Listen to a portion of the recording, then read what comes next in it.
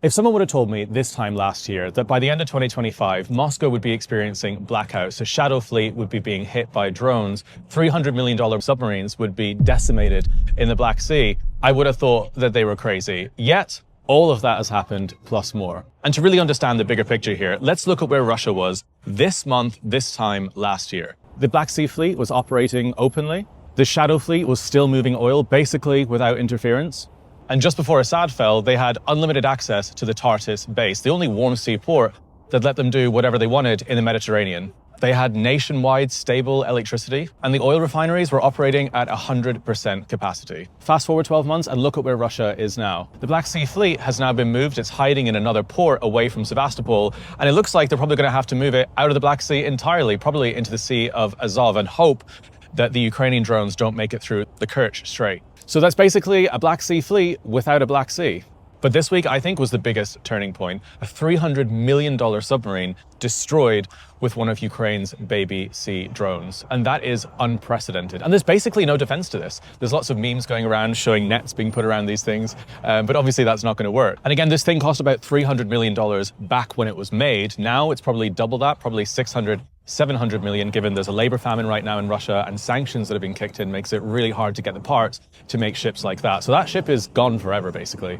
And this happened in the exact same week a Russian oil tanker was hit in the Mediterranean, not even the Black Sea, in the Med. And it shows there's basically no way to stop all of this. And Russia's war machine is basically funded with its natural gas and its oil, the exports, and a massive, massive majority of those exports are from the shadow fleet, are from the ocean. And look what they have left. Tartus is gone, the Black Sea is basically out of service, the Med is getting hit. The Baltic Sea is basically a NATO lake at this point. It's getting harder and harder for Russians to do anything in that region. And it's rendering the entire ocean basically out of bounds for Russia.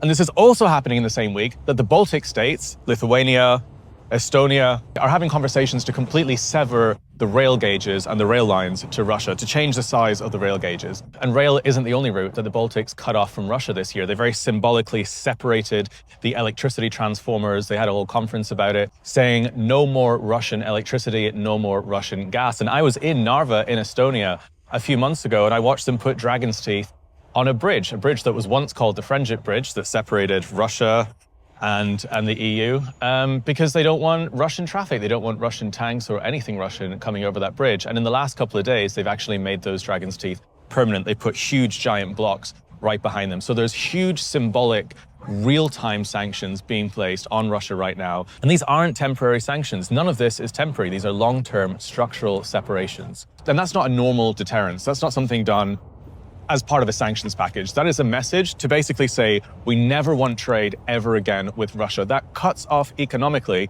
all future trade post-war between Russia and the Baltic nations. So their sea is fucked. Their rail is going downhill. Actually, if you look at the railway profits, this time last year, they're down about 95%. That's a lot less money for the state. So rail infrastructure is taking a huge hit. The refineries are taking a huge hit. The sea, its ability to export oil, is taking a huge hit. And now, at exactly the same time, it's a terrible week for Russia, European Union has basically announced that they're going to freeze those Russian assets. They're not going to give them straight to Ukraine, 90 billion, it's a small percentage, but they're not going to give them back to Russia anytime soon, not at least until this war is over, which is going to be devastating news for Russia. And for a while, I've wanted to ask European leaders why they took so long to release these sanctions, why they took so long to clamp down on ship-to-ship transfers, on what's happening with the Shadow Fleet. And a couple of days ago, I actually got to sit down with the ambassador of the European Union to this country, and I asked her that exact question. This is what she said.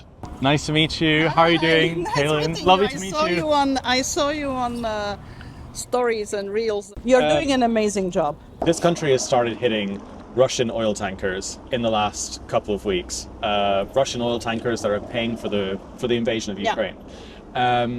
And the government here and a lot of government spokespeople have said the EU haven't done enough to impose sanctions on the Shadow Fleet, to stop ship-to-ship transfers, just to do sanctions on insurance companies. So now Ukraine are going to do those sanctions themselves. What is your response to watching Ukraine basically take it into their own hands? Well, now I think that Ukraine is doing what it can to defend itself. One thing people criticize is this delay in releasing Russian assets. Russian money in bank accounts in Belgium, Yeah. frozen Russian assets. And it seems like the European Union are focusing on the legalities of releasing this, and they're saying, well, if we release this now, it's not really going to be the right time, actually. But at one point, and we've already seen drones fired into NATO's airspace. At one point, missiles that are hitting this country are going to start hitting the same capitals all across Europe.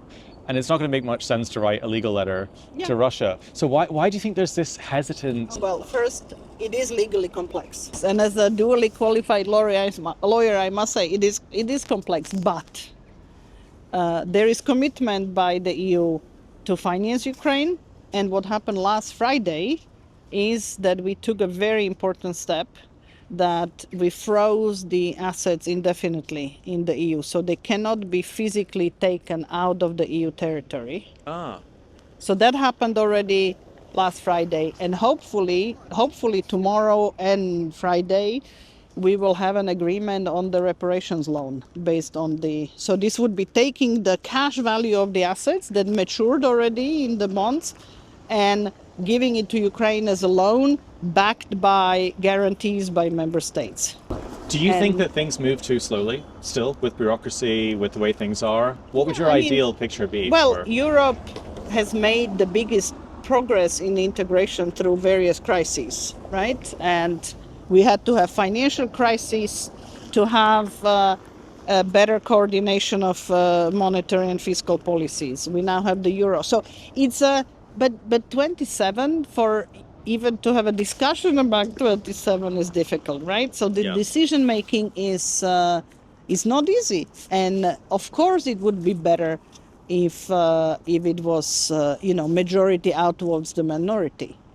I think that the push on us to be more consequent and aggressive against the shadow fleet, I think, is a fair point.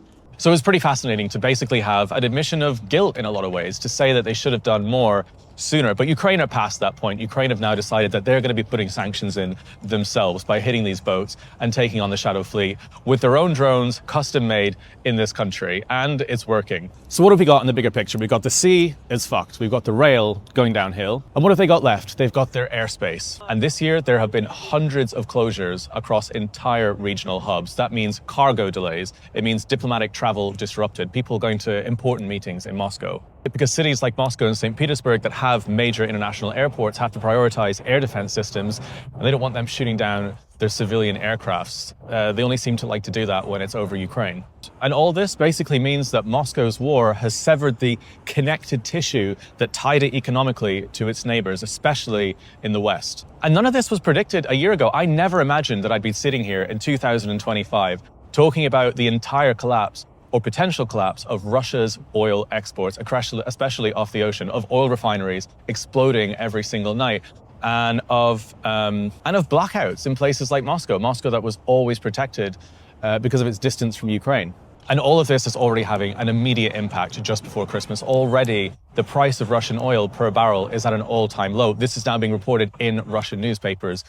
That's when you know things are really bad. But again, don't just take my word for this. A really good friend of mine, Sean Pinner, actually was at my wedding a couple of weeks ago, has been writing about this extensively in British newspapers. He's also lived in this country for longer than 10 years, and he's been really studying the effects of these long-range strikes inside Russia. So we had a conversation about how the Russians are feeling about this exact moment. So Sean, I read your latest piece about how there's been a huge power shift in Russia right now. They're no longer dictating the terms of this war. How important would you say the Black Sea is to Russia's sense of itself? The Black Sea, essentially, I put down as one of Ukraine's greatest victories that doesn't really get talked about enough. I mean, it's changed naval warfare forever, and there's a misconception that Ukraine doesn't have a navy. Yes, it does. I was in it.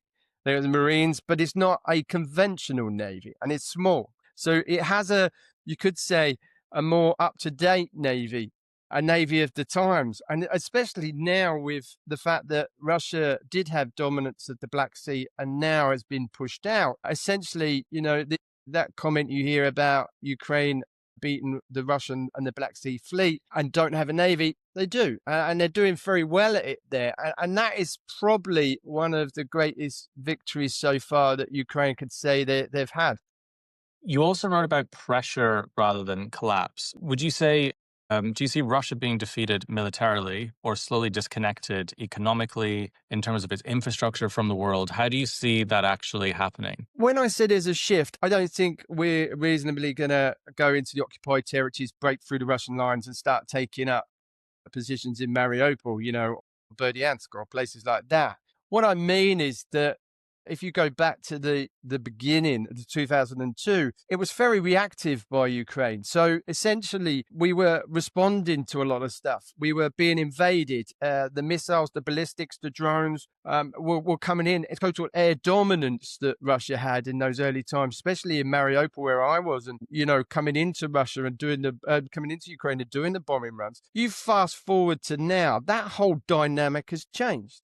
Well, since 2022, have taken under 2% of the country for 1.1 million casualties. They've been pushed out. The dominance of the Black Sea, it's gone. And this week, they hit a kilo class sub. So, the innovations that Ukraine has been able to conduct and do has now led to a massive shift towards Ukraine. It's not now dominated by Russia, who are overestimated by the Western media and by Russia itself, and they're taking small gains. But look at the propaganda needed now to sell it domestically at home with Kopiansk this last couple of weeks and Pokrovsk, where Putin 4 weeks ago, 5 weeks ago actually, was inviting journalists to see the encirclement at Pokrovsk. And I was writing at the time, it's not encircled. There's still a way in, an access and egress route into Pokrovsk.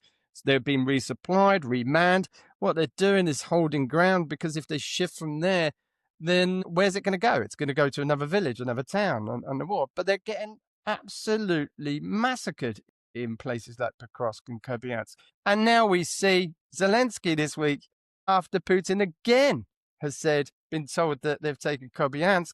Zelensky this week's taken a selfie and a video of himself there just to prove that, the propaganda's lines. It smacks of desperation at the moment. So that all leads to that power shift. We're not in the same place as we were before. We're now sending 700 drones, 300 drones, 500 drones daily into Russia with ballistics, hitting oil refineries. We're hitting, ammunition dumps. We're shaping the battlefield from inside Russia. So, now that economy's teetering, it's they're looking in a spot of bother. So I hope you enjoyed watching this report. I hope you found it informative. It's always great to look back towards the end of the year as well and look at all the progress and all the changes that have happened on a bigger scale. And if you want more people to see this video, hit like. It's great for the algorithms. But also, please leave a comment, your thoughts on what I've said in this video. If you think there was anything missing or anything you want me to cover in future. I love reading feedback. I love reading comments. And I shall see you next time. Thanks again.